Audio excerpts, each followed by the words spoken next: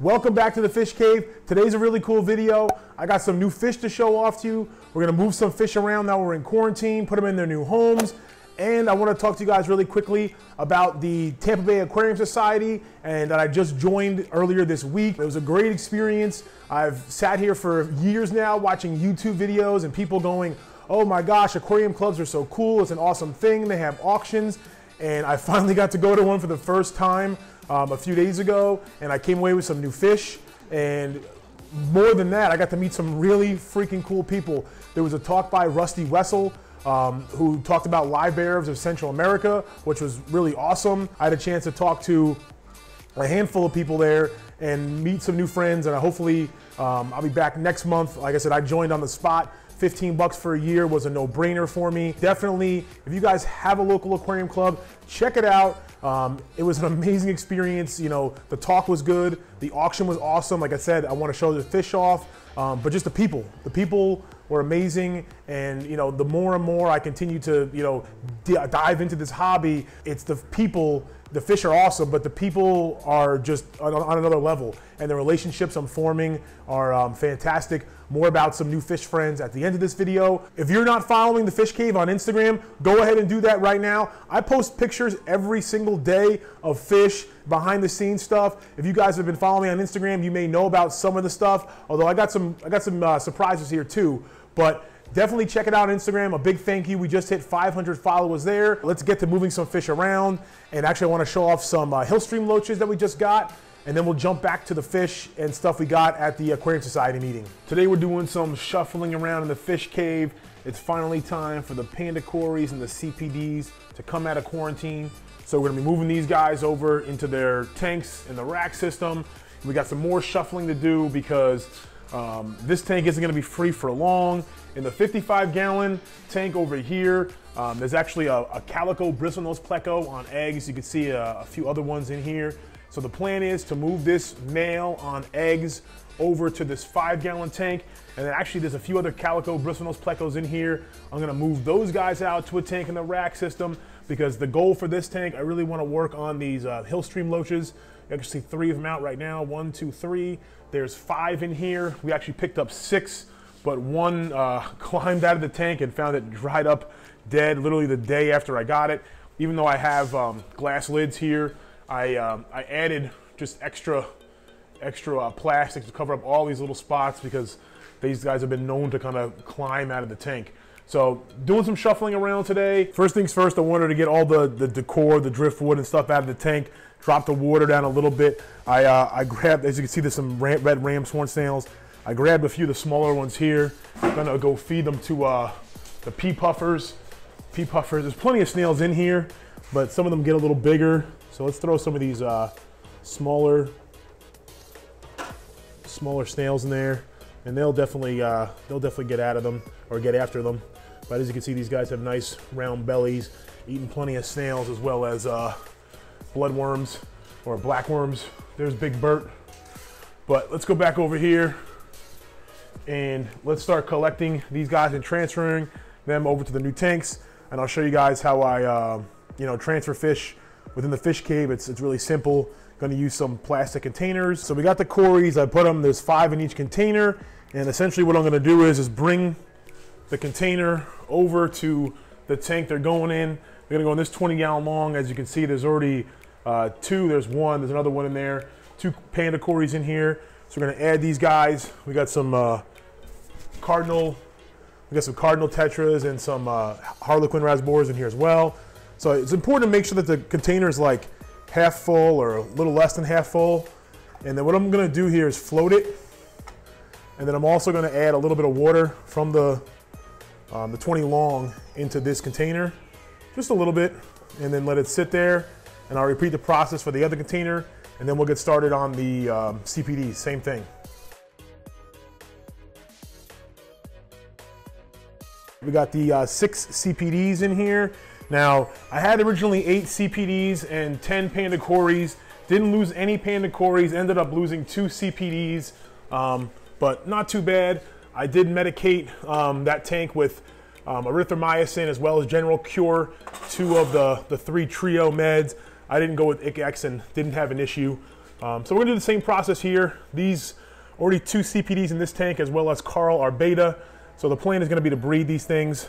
So we're gonna add a little water from the tank and let them sit and acclimate in here. As you can see, there's tons of duckweed in this tank everywhere.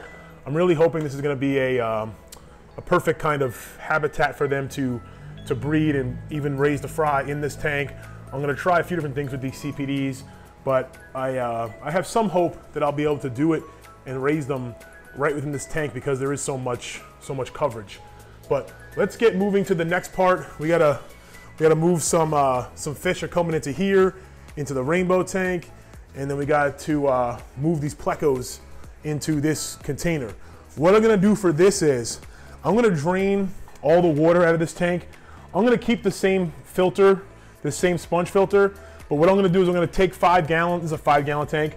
I'm gonna take 5 gallons out of this 55 and kind of fill up with this water. And then when I transfer, these guys are still eggs. There should be wigglers anytime now, but they're still eggs. I just realized we have some mystery snails in here too. Looks like we got a batch of mystery snails hatching here that I didn't even realize. I thought I had knocked all the clutches down, but as you can see, we had a batch, which is fine. It just adds to the more mystery snails. I don't think there's as many in this batch, but I'm gonna go ahead and drain this tank, add 5 gallons of water in, and then we'll shift the male on the eggs over to here. This is actually gonna work a lot easier than I thought. I can actually funnel it right from this tank. Since this one's lower, I had brought a bucket over here, but I'm not even gonna need a bucket. And with the CPDs and the Panda Quarries, what I'm gonna do is come back in a little bit, add a little more water, and then kind of release them.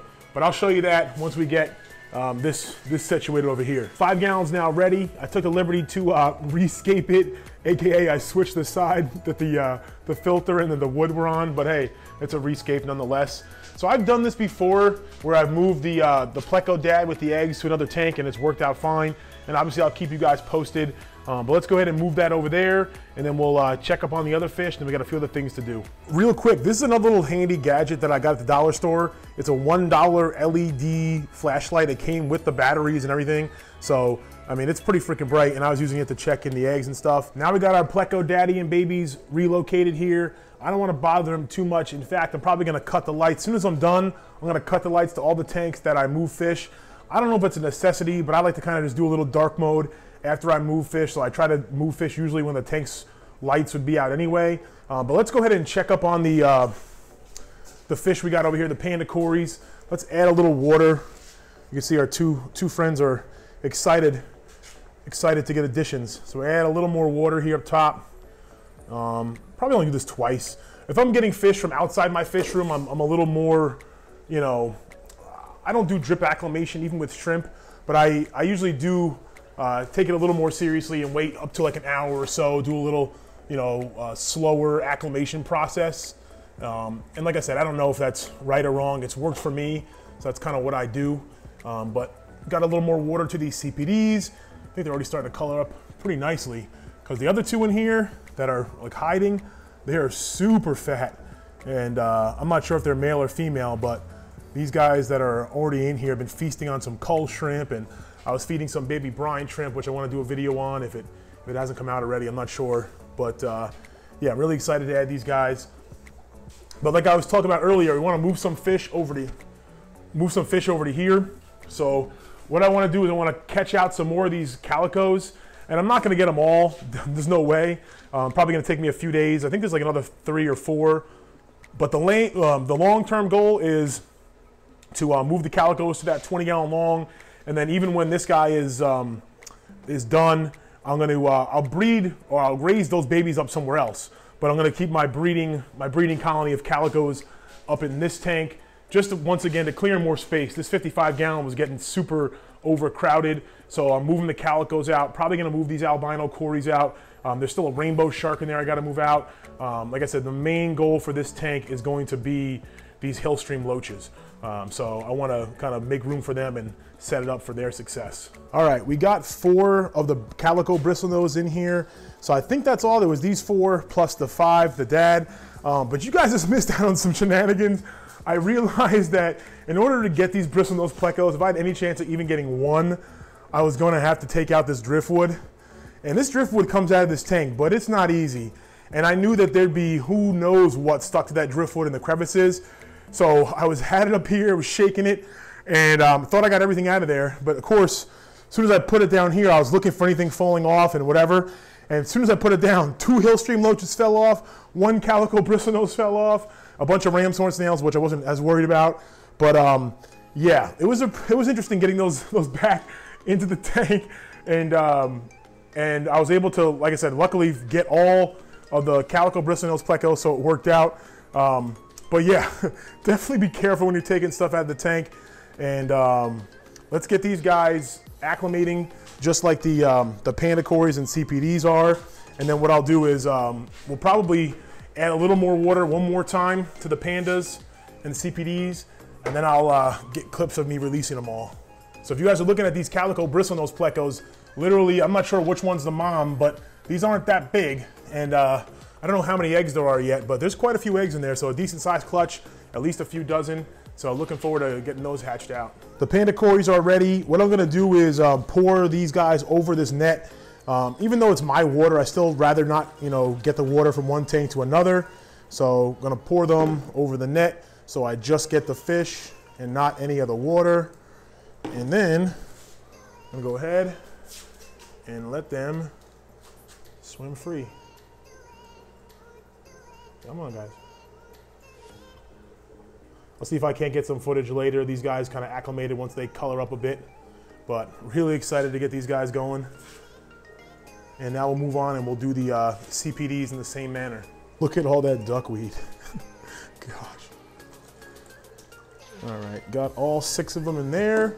We're gonna transfer the fish and all this duckweed back into the tank. Let's see here.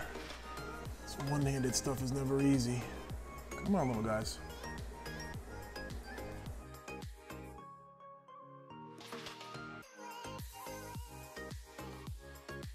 Let's go ahead and get these Calico guys in. And of course they're stuck. Usually the Plecos, you can put them in nets, but they can get stuck in the net. So if you don't need to, it's not a bad deal, not a bad idea not to. But all 4 are in here and doing well. And like I said, I'm gonna cut the lights to everything just to let them get acclimated. And I will keep you guys posted.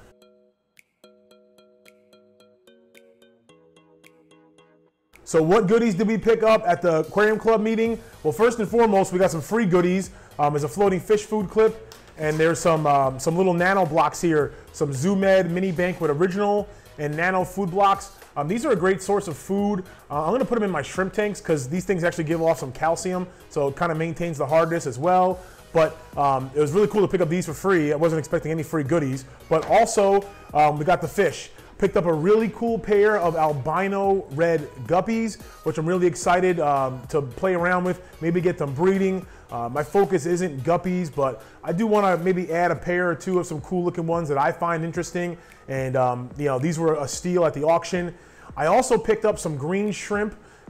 There's about a dozen green shrimp I got for $8. There was at least 2 buried females, so I'm hoping to get that line going. They're kind of like this brownish natural color, and some of them are more green than others, so I'm gonna play around with that a bit. And lastly, we picked up some Riccia. Now, I didn't really know much about Riccia, but it's a plant I don't have, so I put some on some driftwood, I put some on some rocks, I left some kind of floating in some tanks, and I definitely put it in a few different tanks. Because if you guys have been following me for a while, especially with plants, I like to kind of spread out the plants in a few different setups to see which one it takes off in, and then now I kind of know that, that's the way that plant's gonna work for me. For those of you that stick around to the end, I wanna share with you another cool relationship I have going on. This week was a really cool fish week for me. I actually went and collected with a new fish friend, David, and he's a freaking walking encyclopedia of knowledge of native fish, and he can breed pretty much anything under the sun. So he's a guy I met via Let Go, just buying and selling and trading stuff, and we went and collected some native stuff. So please expect more videos like that in the future. I really kind of had fun being out there on the water, and it's something I want to kind of bring to the channel more in the future. For more Fish Cave videos, you can check out that one right there. As always, I appreciate you guys watching, especially to the end. Stay positive and stay passionate.